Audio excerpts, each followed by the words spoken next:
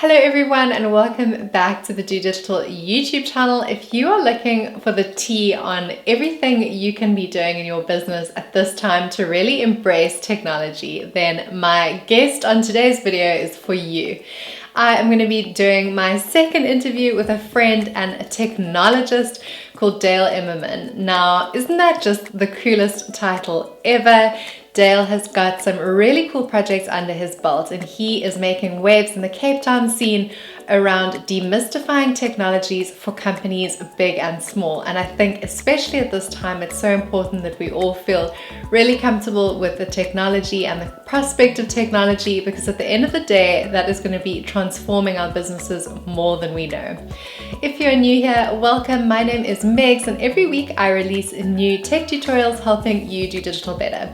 So if you're interested in hearing me pick Dale's brain about how we can better embrace technology, then please keep on watching.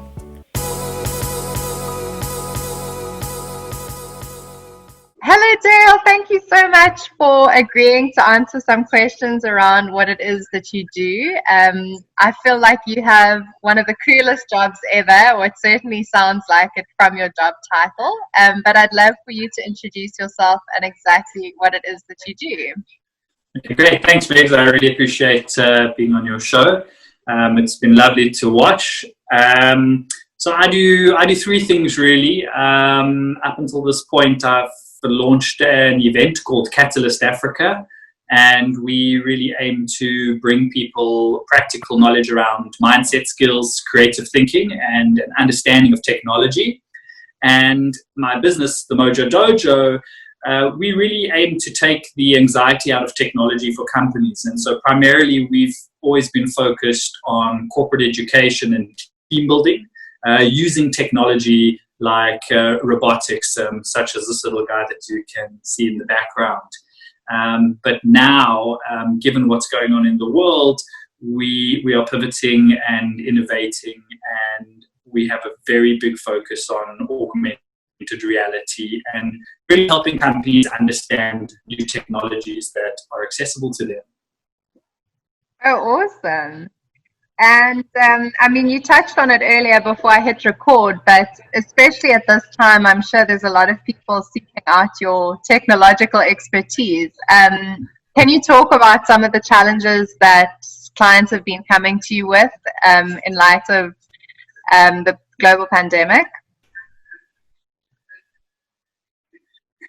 Yeah, absolutely. So there's been a mix of I suppose needs that people have approached us for in this time. Many are simply just wanting to understand how they can adapt their businesses and as soon as possible get up and running in some shape or form. And I think a lot of companies and individuals are looking to technology tools to enable them to do that. Within the constraints that we currently have at this point in time.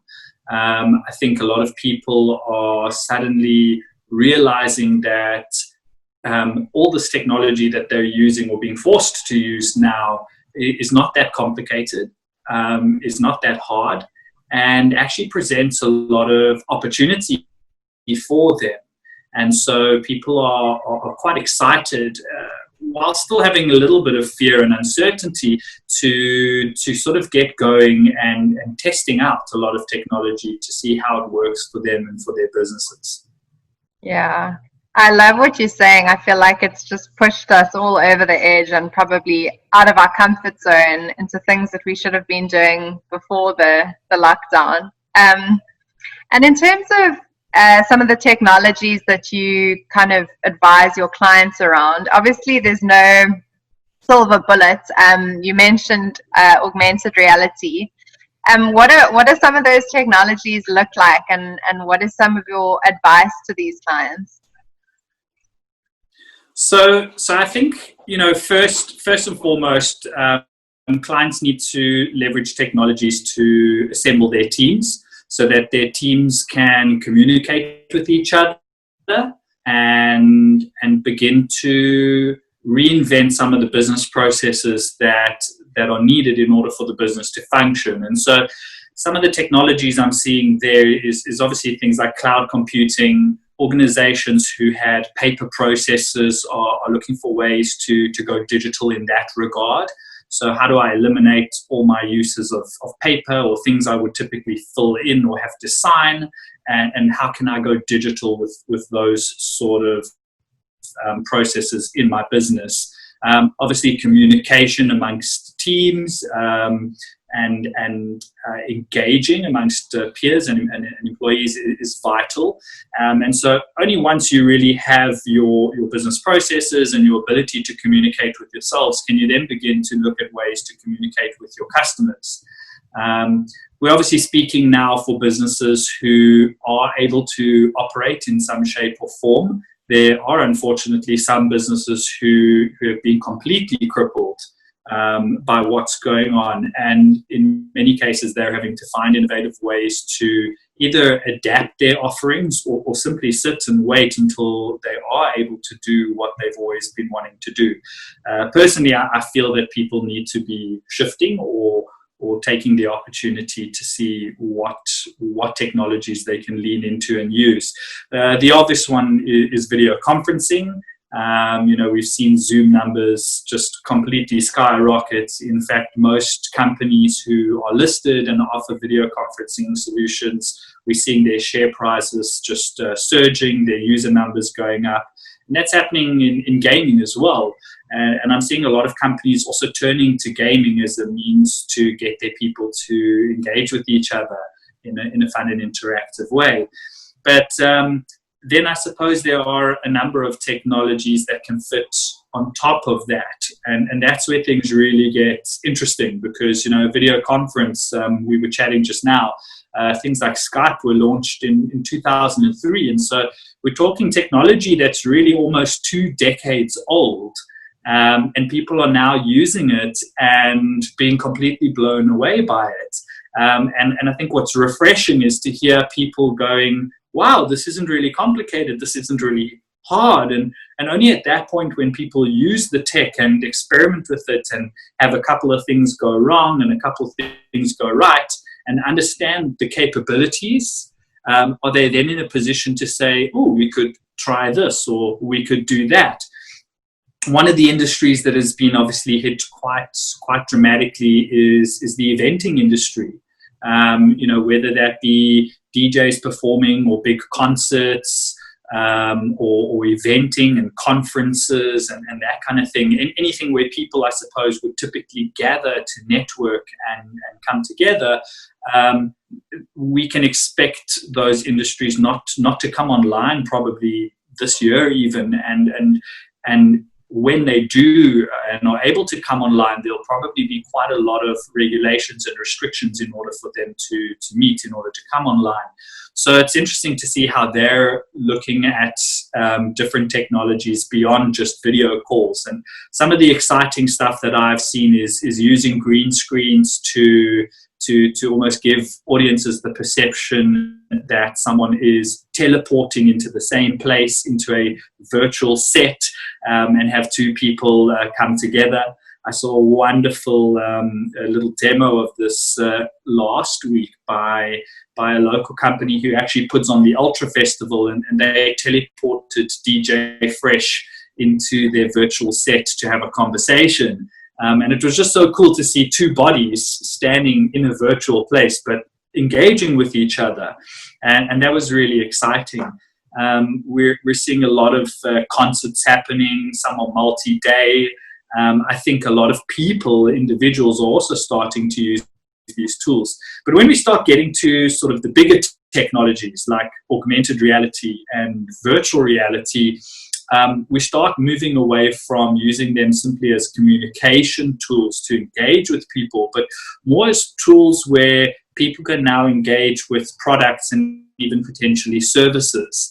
So what was interesting for me to see is that during lockdown, we've seen e-commerce globally also just propel. For example, Amazon hired, I think it was 100,000 new staff members, and then in a matter of weeks, they hired or put out an additional 75,000 job specs. And so they're hiring in a massive way. And so where we are seeing losses on one side, we're seeing gains on another. while some are struggling to survive, there are actually many businesses who are really, really thriving at this point. So Apple, for example, during lockdown launched 3 very significant products. And they didn't do them with their typical event that they host at their new campus in Serpentino. They did it all online. They launched an iPad Pro, they launched their flagship laptop, the MacBook Air, and they also launched a $400 iPhone, all during this lockdown time. And so e-commerce is growing, and I think if we look at what these tools enable, specifically these 3 tools, the phone and more specifically the iPad, is they are all tools that are ready for augmented reality. And what I mean by that is they have free tools for anybody to go and create augmented reality solutions. They have free tools for people to deploy augmented reality, and the devices themselves enable people to view and engage with and experience augmented reality. And a great example is on the Apple website itself. If you go and look at any of these products, if you're on a mobile device, you can actually place that product on your desk in your environment in augmented reality to see it as if it was there in a lifelike way.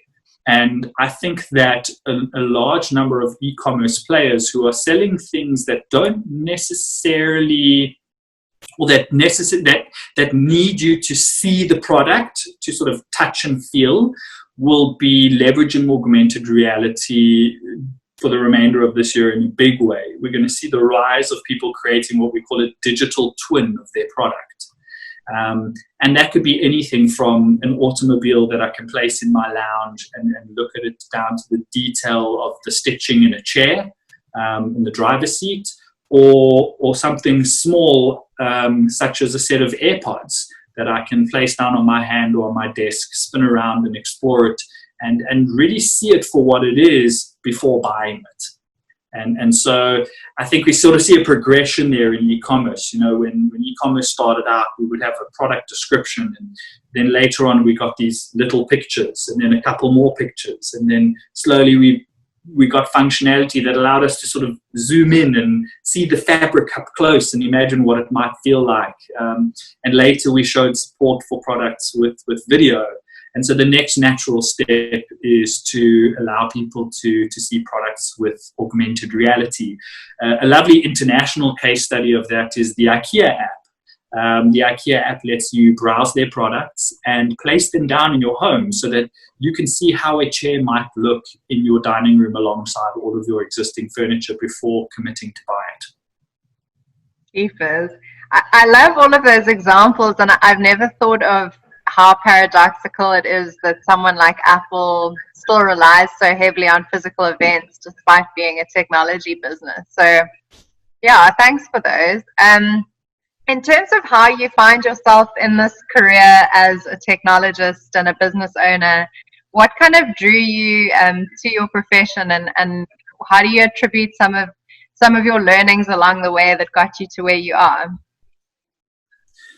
So for me, I've just always been a very naturally curious person. I don't have a great concentration span, so if something new catches my attention, I've always just sort of moved towards it. I think timing is very important. Being born in 1980, I was fortunate that when the internet sort of came out, I got to see it and use it and experience it during high school. And so I suppose I fall into that bracket of people who knows what the world was like when there was an offline. And, when we refer to digital now, we refer to a world that's online. And so in one regard, calling something digital to someone who doesn't know what offline is, may not make that much sense. If you talk to a child today and you say, oh, we've got this digital thing, they won't know what you're talking about because they have been born into a world where the internet is pervasive. It's just something that's there. They never knew what world was like before that. And so I've been very privileged to go through that progression. And I think when one goes through a progression, you're able to see where you've come from, and allow yourself to sort of understand, well, where might we be going? And so I think I was also just very privileged in that the jobs I had, I worked for companies who were quite progressive, and one of my bosses many years ago always used to say something to me. He used to say, you know, we're willing to try anything twice. And for me, that was really lovely because we could experiment and fail and learn. And we were a very conservative financial markets technology business.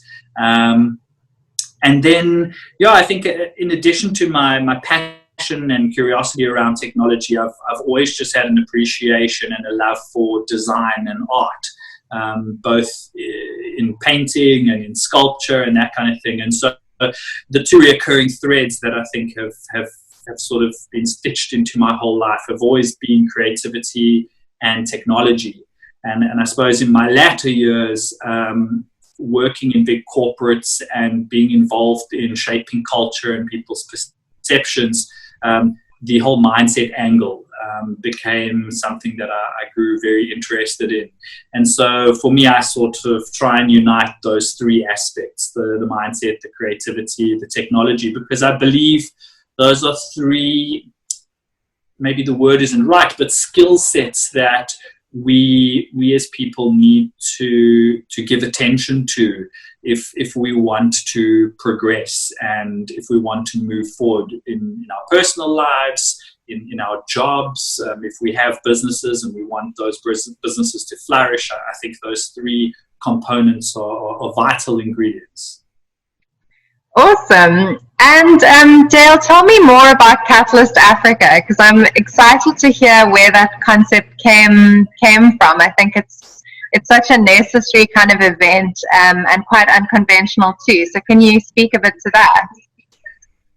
Sure. So I think I've attended many events and conferences over the last sort of 2 decades, locally and globally, and I began getting a little bit frustrated in the last few years because I felt there was a cookie cutter approach where sort of industries fall into a trap of offering, you know, a best practice.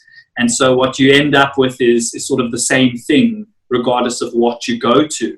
And for me, I kind of got tired of going to a conference facility, sitting in a room for 9 hours, listening to someone frighten me a little, inspire me a bit, excite me a little. But what I found was attending most events, I would get back to work on the Monday and kind of go, okay, well, now what? Like what do I do? I've listened to a whole bunch of information, but I feel like I don't have any tools.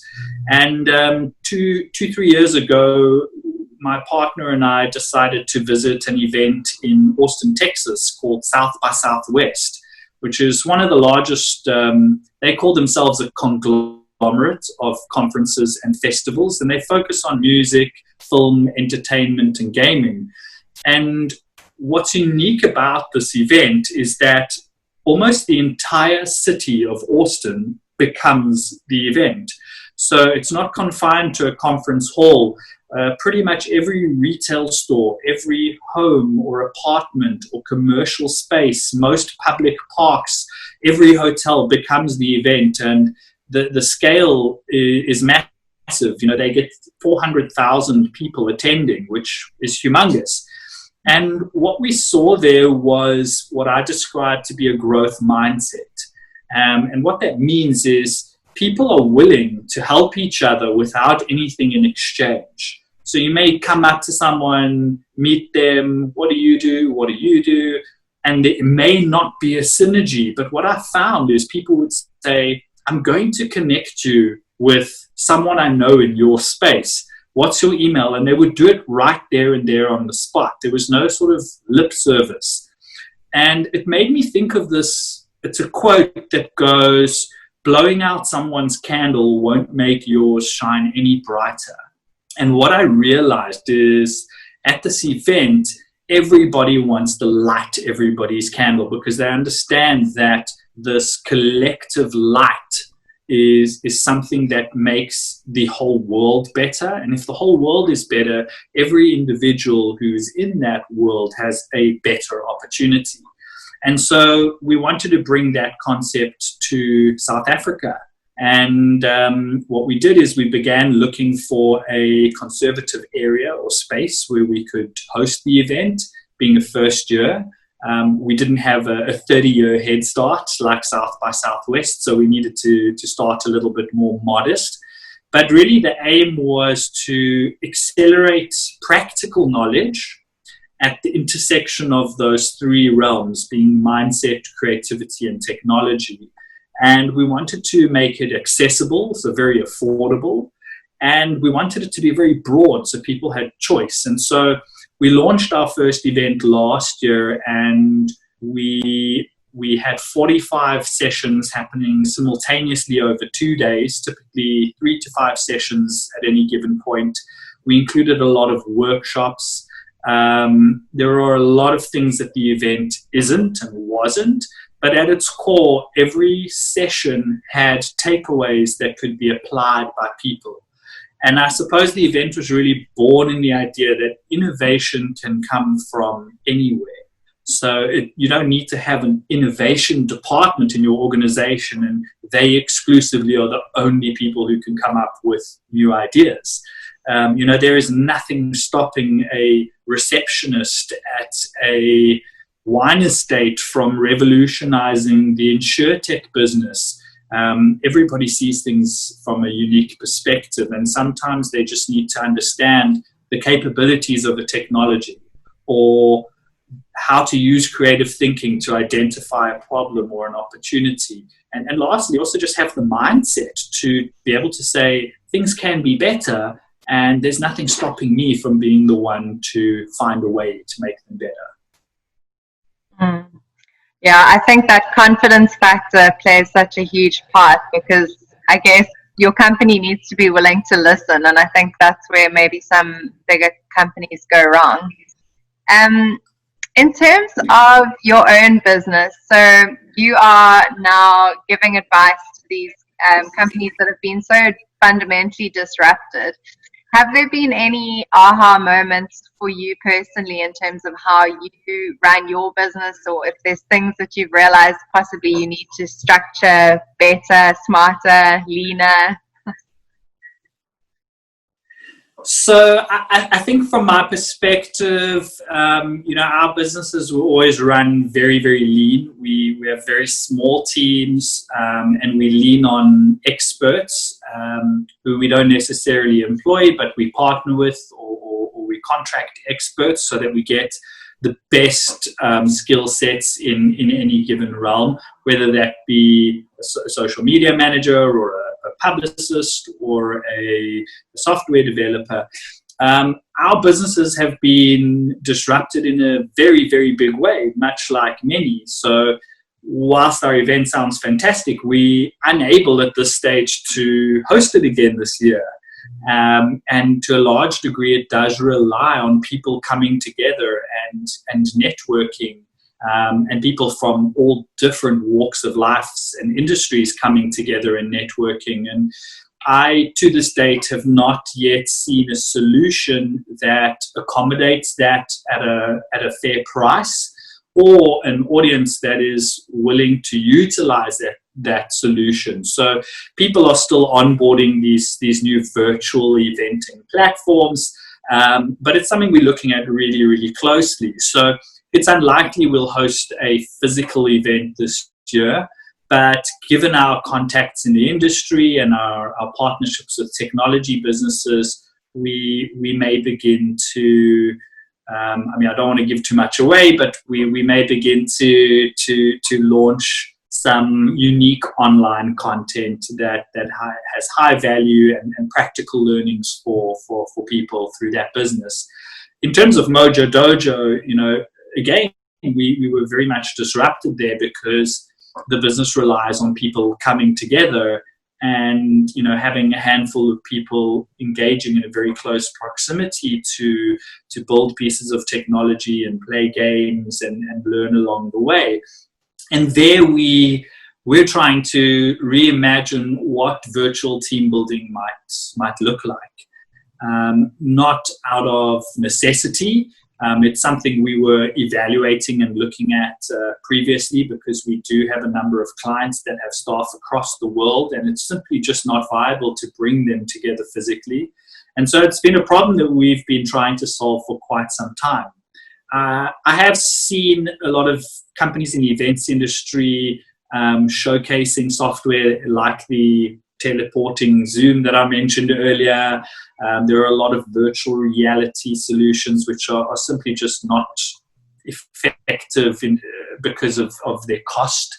But there are a lot of very promising free solutions and affordable solutions that I think can help take how people engage online to the next level beyond just a video feed. And so we're constantly trying to innovate that area. However, that business has always had a lot of good skill sets in augmented reality, in facial recognition, in messenger bots and natural language processing. And so we're quite lucky in that there's a demand for those sorts of solutions now from organizations.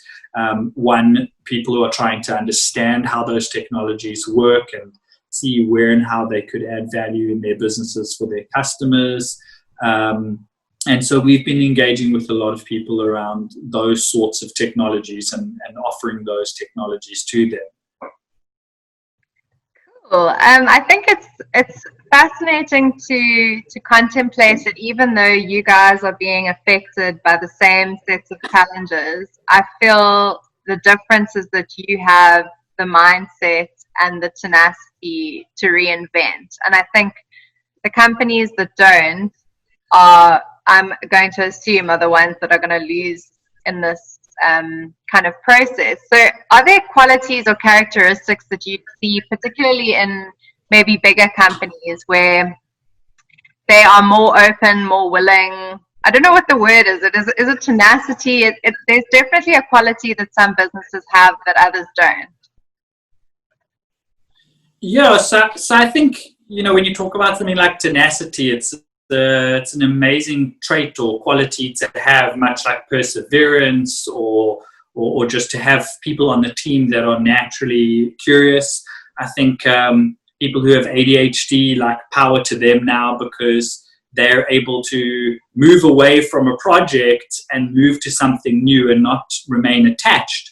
Whereas, someone who perhaps has a more A-type personality struggles to move past something, and to the new. And so, those sort of people drag the rest of the business forward, which is quite exciting. So I think organizations who have, up until this point, identified sort of people of high value probably should take a second look at how people are reacting in this time and re-identify people who are more comfortable with uncertainty and people who are more comfortable with adapting and finding ways.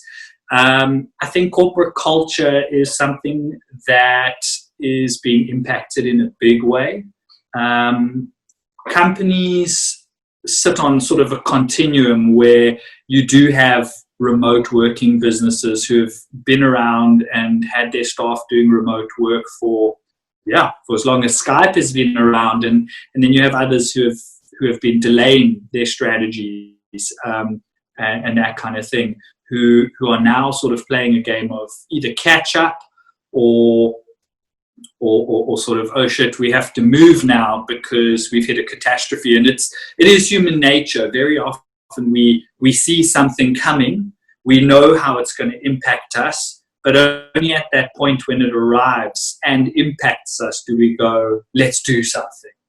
And so I think having that kind of reactive approach to things is going to put companies into a very risky position. Companies need to have a proactive approach. And so you can have people with tenacity and proactive people, but if the culture of your business is not one that allows people to do that comfortably and, not celebrates failure, but doesn't mind failure and views failure as a means of learning, That really is at the core of innovation. Innovation is incremental. It's not something that you decide to do and you suddenly innovate things. It's a great example in South Africa would be First National Bank. So as a bank, they at one point had one of their developers come forward and say, well, when our bank branches close, we have this huge amount of internet connectivity. What if we gave that to our staff? And so they did that. And then I think it was a year or two later, they said, well, we're not using any of this bandwidth, even with all of our staff using it when our branches are closed. How do we perhaps give some of that to our clients? And so they did that. And then they realized, oh, wow, the problem is our clients don't actually have the hardware or the devices to use this connectivity that we're giving them. Maybe we should help subsidize iPhones and iPads. And that was something that happened over, I think it was a 4 to 6 year period. But to the consumer, we saw it as, wow, F&B is this innovative organization. Overnight, they've become the largest retailer of iPads and iPhones in the country. But it wasn't a decision that was made by a few select people to say, hey, let's sell iPads and iPhones so that our clients can use the extra bandwidth we have. It was an incremental process that happened, and people built on top of each other's ideas. And I think that's what's important about innovation. It's something that gets built, and it's something that evolves. And so companies need to be able to look for things that take them in the right direction and build on those things. It makes a lot of sense, and I think the iterative approach in digital is always a better way to go, because I think to get something right first time is almost never the case, and yeah, you need a lot of brains on board to get something moving.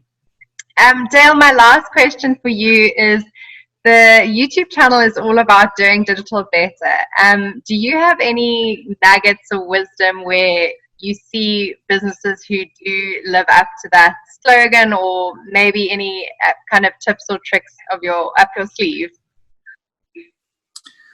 So when I think of digital, I think of it as really a set of tools that people have access to use. And, for as long as we have recorded history, people have had tools at their disposal, all the way back to, a sharp rock. And I think, when you give someone a tool, different people are going to utilize it in different ways. So some people might take that rock and use it to harm someone. Someone else might use it to go and chisel out a shelter or something like that. And it's no different when you're looking at a tool like Instagram, or when you're looking at a tool like artificial intelligence or machine learning or augmented reality. And so I think it's important for people to try and get a grasp of what it is they're wanting to accomplish. So what do I want? What outcome am I seeking? And then looking at what do they need to tell people? So what's the message in order to connect and grab someone's attention? And then what tools do I actually require to help me get to where I want to go? I think a lot of people often start with the technology, and what happens is they fall into a trap where they have a very ineffective outcome because they're just using tech for tech's sake. And I think that would be my key piece of advice, is to avoid using technology for technology's sake. Use technology where it's going to contribute to getting you to where you want to go. And maybe a trick is to just simply ask yourself every day, is the technology I'm using going to get me what it is I'm trying to get? Well, one other piece of advice I would give to people is to obviously is to watch Do Digital, because you guys really do provide a good understanding of the things that you review and that you share. You take people through the steps so that they can follow along. And I suppose the outcome is that people gain an understanding of how these technologies work. And, they're sitting back at their offices or at their homes with their own problems, whether that be in their personal lives or in their businesses. And so when you start to gain an understanding of how technologies work, like you share, for example, and you then have a problem that's sitting there and you can marry those two, that for me is where things get really exciting. Marrying a problem to a solution, or even finding a new solution and harnessing that solution's opportunity with technology. What did you guys think of the interview? I would love to hear down below in the comment section. And if you have any questions for Dale, of course, please pop them down there as well. I will also pop a link to his website and some contact details for him if you're interested in getting in touch for yourself or for your business. Until next time, I cannot wait to see you guys for the next video so that we can continue to do digital better. If you enjoyed the video, please don't forget to hit that like button. And of course, please subscribe to my channel. I'll see you guys next time. I can help you out. I can help you out. I can help you out. Here we go again. Time is up and I'm calling up my friends.